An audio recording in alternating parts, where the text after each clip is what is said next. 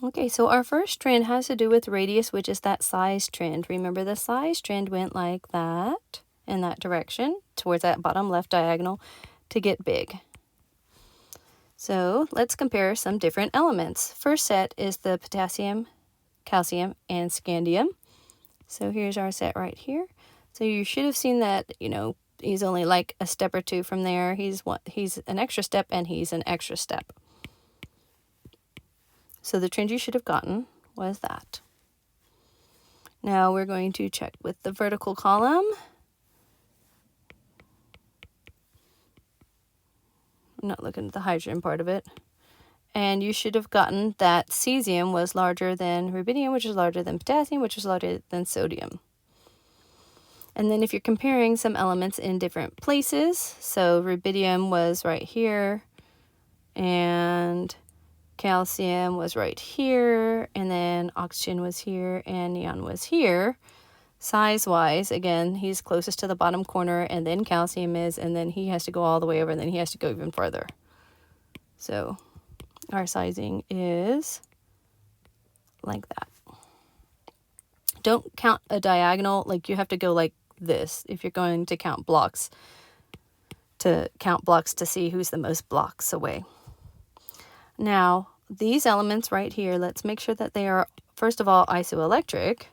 So calcium is right here, and then potassium, and then argon, chlorine, and sulfur. So argon would be in the middle, and argon has 18 electrons. This one has actually 19, but because of it being a positive charge, it puts him at 18.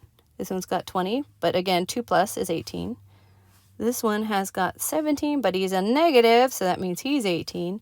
And then sulfur is 16, but plus 2 is 18. So they are definitely isoelectric.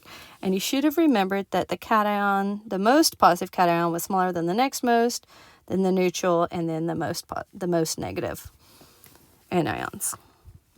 And then we have first ionization energy, electron affinity, effective nuclear charge, electronegativity. Notice that all these have E's in them. If that's helpful for you for remembering trends, these are trends that apply to all of them. So in that case, the trend we are looking at now is going in the opposite direction. So everything else is big over here. And you may just want to add these trends to your periodic chart. So we have our closest, of course, to the corner is our fluorine. So it's fluorine, oxygen, and carbon. So it should go like that. Then we have bromine, chlorine, and fluorine. And so bromine, chlorine, fluorine. And then we have gallium, silicon, and nitrogen. So again, if you're counting over to fluorine, he's like 2 blocks. He's 1, 2, 3, 4 blocks. And he's 1, 2, 3, 4, 5, 6 blocks. So like that.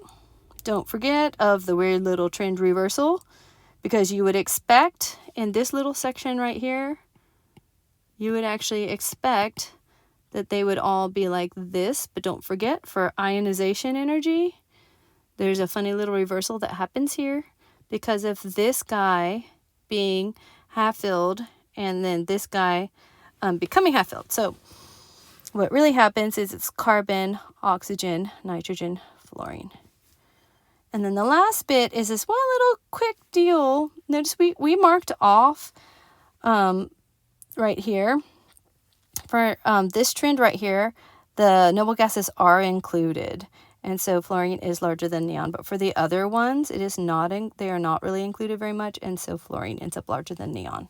So it's just a weird little quirk. But if you're pretty good at these, you can practice all of the extra Quizlets. You can find stuff on Quizlets online. But as the learning objectives, make sure you know the difference between these 3 terms. Make sure you know that as you move across, effective nuclear charge increases, which helps to explain some of the trend stuff that's going on there. Make sure you know that as you go down, that principal quantum number, basically you're increasing energy levels, so that affects size and trend and stuff. There's the exception we talked about for the ionization energy. We talked about how to deal with isoelectric species. And then we also have the periodic table, which I'm actually going to squeeze in next. And you need to make sure that you know this information about the periodic table.